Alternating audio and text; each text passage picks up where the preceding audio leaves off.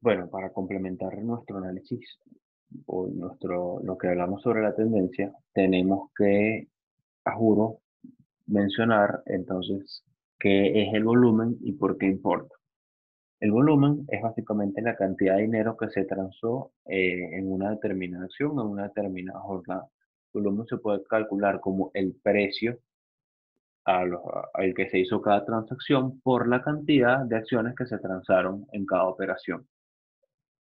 De esta manera, podemos ver entonces la cantidad de dinero que se mueve en esa acción. ¿Por qué es importante el volumen? Porque, por ejemplo, cuando tenemos una tendencia alcista y tenemos un volumen bajo, quiere decir que la fuerza de la demanda que está impulsando los precios al alza no tiene la fuerza ni la robustez necesaria como para que nosotros podamos intuir que va a continuar siendo así. Por el otro lado, cuando la tendencia es bajista y el volumen es bajo, también podemos decir que entonces las fuerzas de la oferta que están tumbando los precios no tienen la fuerza ni la robustez necesaria como para que podamos concluir que eso va a continuar. De esta manera, cuando bien sea la tendencia alcista o bajista, tienen un volumen bajo, podemos decir que hay una divergencia entre volumen y la tendencia. Generalmente la gráfica del volumen la vemos en la parte de abajo en algunos gráficos de precios, en la parte de abajo de los gráficos de precios. Y bueno, es importante siempre tenerlo en cuenta porque nos permite entonces confirmar la tendencia o desestimarla. Bueno, les repito, cuando la tendencia es alcista o bajista y el volumen es alto, confirmamos la tendencia y tenemos seguridad de que, bueno, nuestra tendencia es precisa. Cuando la tendencia es alcista o bajista y el volumen es bajo, la podemos entonces desestimar. Entonces también podemos decir que cuando la tendencia es alcista o bajista y el volumen es alto, hay una convergencia entre la tendencia y el volumen. Y cuando la tendencia es alcista o bajista y el volumen es bajo, hay una divergencia. Y entonces podemos desestimar nuestra tendencia. Importantísimo que entendamos bien el volumen y lo que implica. Ahora vamos a continuar entonces con algunas otras herramientas gráficas. Las próximas que vamos a ver van a ser la resistencia y el soporte. Son conceptos bastante básicos pero bastante importantes que probablemente han escuchado. La resistencia suele asociarse con un mercado alcista y el soporte con un mercado bajista.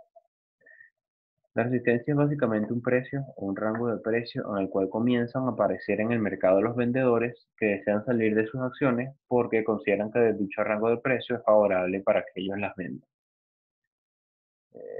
Si recordamos entonces el libro de órdenes, la resistencia se produce porque en la cola de órdenes de venta se va haciendo en un determinado rango de precios, se va haciendo muy grande esa cola de órdenes de venta, porque bueno, muchos traders colocan ofertas para salir de esas posiciones, de esas acciones que tienen, y eso impide que los precios continúen subiendo.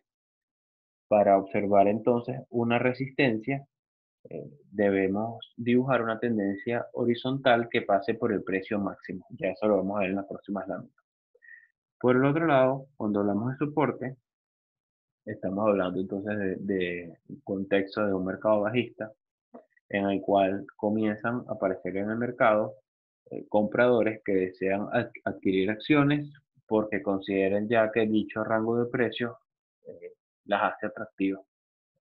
Si recordamos entonces nuestro libro de órdenes, el soporte se produce porque a determinado rango de precios empiezan a aparecer en el mercado, en el bit, compradores que quieren entonces adquirir acciones en ese rango de precios y evitan que el precio siga cayendo. Entonces, de cierta manera, evitan que continúe la tendencia bajista. Entonces, para observar un soporte, debemos dibujar una tendencia horizontal que pase por el precio mínimo, una línea horizontal que pase por el precio mínimo. Y bueno, los soportes y las resistencias están asociados a barreras psicológicas. Como vamos a ver, generalmente los soportes y las resistencias suelen ser números bastante precisos, como por ejemplo 60, 75, números redondos básicamente. Aquí vemos entonces un ejemplo de resistencia en el gráfico diario de la acción de Lilly Eli entre el 99 y el 2000.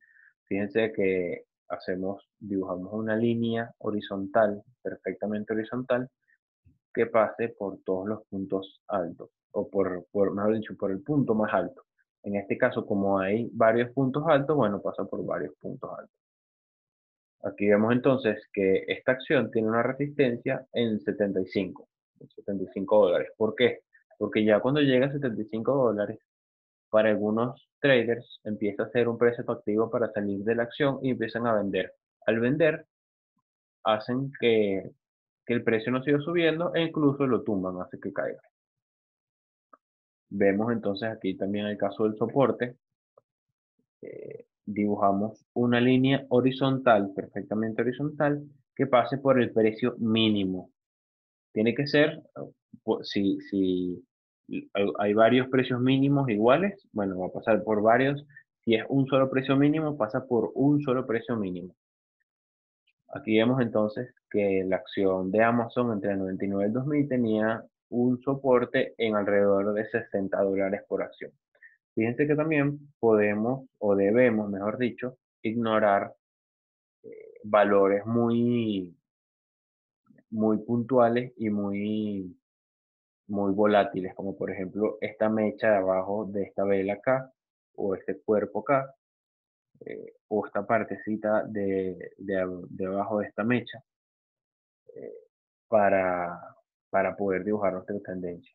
Realmente, perdón, nuestro soporte. Realmente es una aproximación de a qué precio entonces los compradores van a empezar a tratar de comprar la acción porque ya ha caído mucho, haciendo que entonces que no baje más y que luego empiece incluso a subir de precio.